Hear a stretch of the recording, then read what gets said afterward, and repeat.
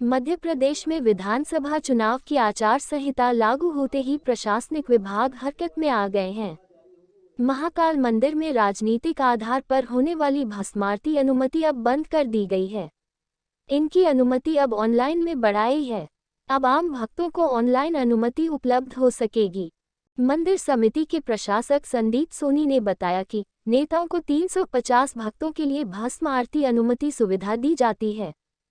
इसे आचार संहिता लागू होने के बाद बंद कर दिया गया है, जिसका अतिरिक्त लाभ अब 350 आम भक्तों को मिलेगा। राजनीतिक आधार पर दर्शन के लिए प्रोटोकॉल व्यवस्था भी आचार संहिता लागू रहने तक अब बंद रहेगी। श्री महाकालेश्वर मंदिर समिति द्वारा अब मंत्री, सांसद, विधायक, जिला पंचायत अध्यक्ष, विभिन्न राजनीतिक दल के प्रमुख पदाधिकारी, जनप्रतिनिधि के माध्यम से प्रोटोकॉल के लिए आने वाले अतिथियों के नाम लेना बंद कर दिए हैं। यदि यह सुविधा जारी रखते हैं तो आचार संहिता उल्लंघन की श्रेणी में आता है, इसलिए मंदिर समिति ने यह व्यवस्था बंद कर दी है। चूँकि आज से ही आचार संहिता मॉडल कोड ऑफ कंडक्ट लागू हो गया है और जो बहुत ही क्लियर निर्देश होते हैं इलेक्शन कमीशन के, उन सभी का पालन महाकाल मंदिर में किया जाएगा।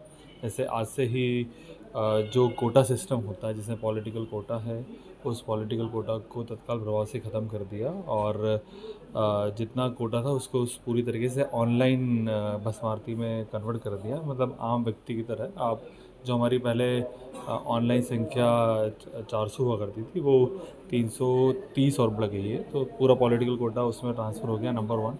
नंबर 2, जो दूसरी व्यवस्था थी जिसमें कि दिन में यदि आप दर्शन करने आते हैं तो आपने देखा होगा 2 प्रकार के ग्रुप चलते हैं।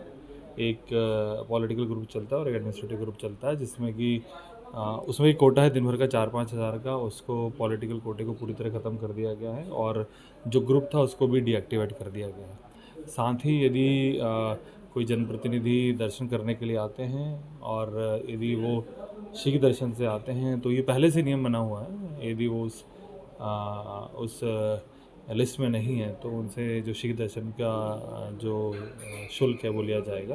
ये नॉर्मल तरीके से आते हैं तो उसमें किसी प्रकार का शुल्क नहीं लिया जाएगा। गर्भगृह में सर किस तरह से क्या गर्भगृह के जो प्रबंध समिति के निर्देश हैं वो प्रतिबंधित हैं और यदि विशेष परिस्थिति में किसी को परमिशन दी जाती है तो उसके लिए प्रबंध समिति ने आदरणीय अध्यक्ष महोदय को अधिकृत किया हुआ है।